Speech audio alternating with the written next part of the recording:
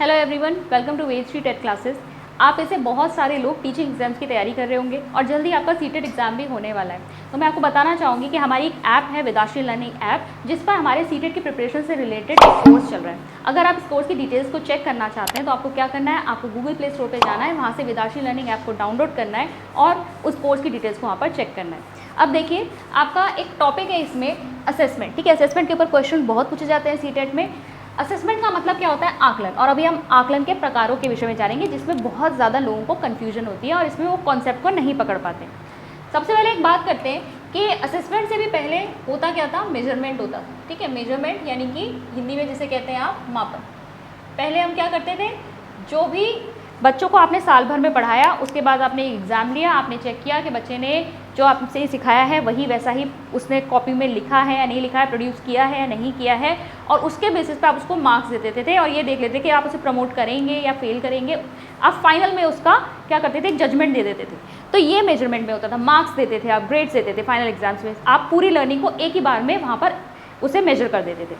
लेकिन फिर ये ज़रूरत महसूस हुई कि बच्चा जब स्कूल में आ रहा है तो सिर्फ पढ़ने के लिए थोड़ी ना आ रहा है, उसके तो और भी एस्पेक्ट्स में डेवलपमेंट हो रहा है। भाई वो फिजिकली डेवलप हो रहा है, वो स्पोर्ट्स एक्टिविटीज़ में पार्टिसिपेट करता है, वो कल्चरल एक्टिविटीज़ में पार्टिसिपेट करता है, सिंगिंग डांसिंग कॉम्पिटिशन होते हैं, पेंटिंग कॉम्पिटिशन्स होते हैं, और भी बहुत सारे एस्पेक्ट्स। आजकल तो योगा वगैरह सब कुछ ही चल गया है। डिसिप्लिन में आपको देखना होता है, कितने तरीके से वो पंक्चुअल है, ऑर्गेनाइज्ड है। ये सब चीज़ों में ही हमें बच्चे का डेवलपमेंट करना होता है। आजकल भी बात हो रही है ना होलिस्टिक डेवलपमेंट की। ठीक है, तो यहाँ पर ये महसूस किया गया कि बच्चे को सिर्फ पढ़ाई में आपको नहीं देखना है, आपको तो देखना है कि उसका ओवरऑल डेवलपमेंट हुआ या नहीं। वहीं से आपका कॉन्सेप्ट आता है असेसमेंट का। ठीक है, असेसमेंट क्या इंक्लूड करता है? स्कॉलिस्टिक, यानी जो आपकी शैक्षणिक गतिविधियाँ वो तो आएंगी ही इसमें, जो आपकी पढ़ाई लिखाई से संबंधित है। उसके अलावा स्कूल में बच्चा एंटर करने के बाद जो भी एक्टिविटीज़ में पार्टिसिपेट कर रहा है वो आपका पोस्ट स्कॉलिस्टिक में आ जाएगा। ठीक है, सह शैक्षिक। और हमें इसमें भी बच्चे को असेस करना ज़रूरी होता है। यहाँ से हमारे पास क्या आता है? इसका पूरा एक रिकॉर्ड टीचर रखती है। ठीक है, एक पूरा रिकॉर्ड बनाती है टीचर, चाहे वो डिसिप्लिन हो, पंक्चुअलिटी हो, स्पोर्ट्स हो, गेम्स हो, पेंटिंग कॉम्पिटिशन्स हो, ड्राइंग कॉम्पिटिशन्स हो, म्यूज़िक, सिंगिंग, जो भी है, कोई भी आपकी अदर एक्टिविटीज़ चल रही है उसमें आपका क्या किया जाएगा? असेसमेंट किया जाएगा। मेजरमेंट वही है, आपके एग्जाम्स होंगे, आपके टेस्ट वगैरह होंगे, लेकिन यहाँ आकलन से आपका रिकॉर्ड भी आएगा। अब इसमें वैसे असेसमेंट में आपका इंक्लूड ही हो जाते हैं टेस्ट और एग्जाम्स वगैरह, तो हम इसे ब्रॉडर टर्म में ले सकते हैं। आया कब था ये आया था 2009 में, जब आपका RTE लागू हुआ था। तो CBSE ने जब CCE का कॉन्सेप्ट यूज़ किया। ठीक है, CCE क्या था आपका? CCE कंटिन्यूअस कॉम्प्रिहेंसिव इवैल्यूएशन,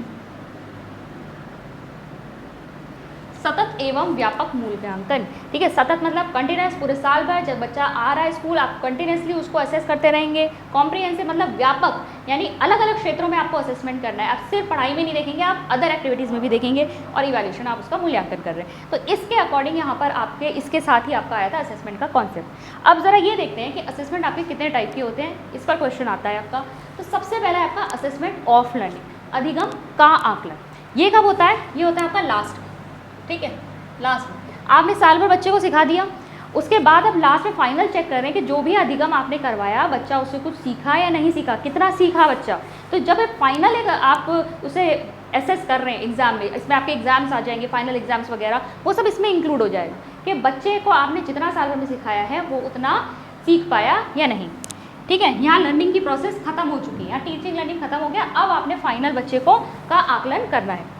फिर है आपका असेसमेंट फॉर लर्निंग, अधिगम के लिए आकलन। ठीक है, अब ये क्या है? यहाँ पर टीचिंग लर्निंग प्रोसेस अभी खत्म नहीं हुआ है, चल रहा है। ड्यूरिंग द प्रोसेस आप असेसमेंट कर रहे हैं। ये क्यों किया जाता है? ये चेक किया जाता है कि बच्चे के में कोई लर्निंग गैप तो नहीं रह गया है। मतलब मान लीजिए टीचर ने 1-2 चैप्टर्स पढ़ाए, उसके बाद उन्होंने एक छोटा सा टेस्ट लिया, वो हो जाएगा आपका असेसमेंट फॉर लर्निंग। ठीक है, आपने 10 या 20 मार्क्स का टेस्ट ले लिया, वहाँ पे आप ये चेक कर रहे हैं कि बच्चे को मैंने जो अभी ये 2 चैप्टर सिखाया उसको आए या नहीं आए। और वहाँ पर आप ये भी पकड़ेंगे कि किस में डाउट आ रहा है बच्चे को, कौन सा कॉन्सेप्ट बच्चा नहीं कर पा रहा है। यहाँ पर टीचर क्या करती है? ये तो चेक करती है कि बच्चों को कहाँ पे डिफ़िकल्टी आ रही है और कहाँ पे मुझे उसे इम्प्रूव करना है, डायग्नोस कर रही हो यहाँ पर, और इसके बाद उसको ठीक से बताएंगे दोबारा। टीचर अपनी टीचिंग में भी मॉडिफिकेशन करती है। एक्चुअली ये टीचर के लिए भी एक रिव्यू का काम करता है। ठीक है, टीचर को ये समझ में आता है कि अच्छा मेरे समझाने से ये वाला टॉपिक समझ में नहीं आया, तो मुझे इसे कुछ चेंज करके या मॉडिफाई करके अपनी टीचिंग को पढ़ाना पड़ेगा। तो अपनी टीचिंग में जो परिवर्तन लाना है, जो ज़रूरी परिवर्तन लाना है, वो भी टीचर करती है। तो यहाँ से आपकी दो चीज़ें निकल के आ रही हैं, ठीक है। क्वेश्चन इस पर बहुत ज़्यादा आता है कि असेसमेंट फॉर लर्निंग से स्टूडेंट्स के लिए नहीं है, यहाँ पर टीचर के लिए भी है। टीचर क्या कर रही है, अपने लिए रिव्यू कर रही है, अगर किसी मॉडिफिकेशन की ज़रूरत है अपनी टीचिंग में तो वो भी करेगी। और बच्चों के क्या चेक कर रही है, ठीक है, गैप्स, लर्निंग गैप्स, कि अगर कुछ कहीं कहीं पे बच्चों को समझ में नहीं आ रहा है तो वो टॉपिक कैसे समझाना है, ये कहाँ पे बच्चों को डाउट आ रहा है। तो यहाँ पर क्या है भाई, अभी आपकी टीचिंग लर्निंग प्रोसेस खत्म नहीं हुई है, ड्यूरिंग द प्रोसेस ये होगा। फिर है असेसमेंट एज लर्निंग, अधिगम के रूप में आकलन। तो यहाँ पर जो आकलन हो रहा है उससे भी बच्चे का अधिगम हो रहा है। इसमें क्या आता है, एक बस में कीवर्ड याद रखिए कि यहाँ पर जो असेसमेंट हो रहा है वो किसके द्वारा है, पीयर, आपके साथी ही आपसे क्वेश्चन कर रहे हैं। आपने कोई चैप्टर क्वेश्चन आंसर्स याद किए, आपने अपने बगल वाले से कहा, अपने पार्टनर से कि मेरे से ये क्वेश्चन पूछ दे, आकलन हो रहा है, ठीक है। पीयर आपसे पूछ रहा है, आपका जो फ्रेंड है वो आपसे पूछ रहा है क्वेश्चन। जब आप सुना रहे हो उसे, तो जहाँ आ रहा है जहाँ नहीं आ रहा वो आपको भी समझ में आ रहा है कि मेरी लर्निंग कितनी हुई है और कहाँ मुझे इम्प्रूव करना है। तो वो जो आकलन हो रहा है सुनाते वक्त, बताते वक्त, उससे भी बच्चों को बहुत याद हो जाता है। तो यहाँ पर जो अधिगम हो रहा है वो किसके रूप में हो रहा है, आकलन के रूप में। जब आपका असेसमेंट हो रहा है उस दौरान भी आपकी लर्निंग चल रही है। तो यहाँ पर जो अधिगम के रूप में आकलन है, वैसे तो आपके सहपाठी हो सकते हैं, फ्रेंड हो सकते हैं, कोई भी हो सकता है, टीचर होता है, ठीक है, टीचर भी हो सकता है, कभी आपने टीचर से ही कह दिया, लेकिन बहुत कम, ठीक है।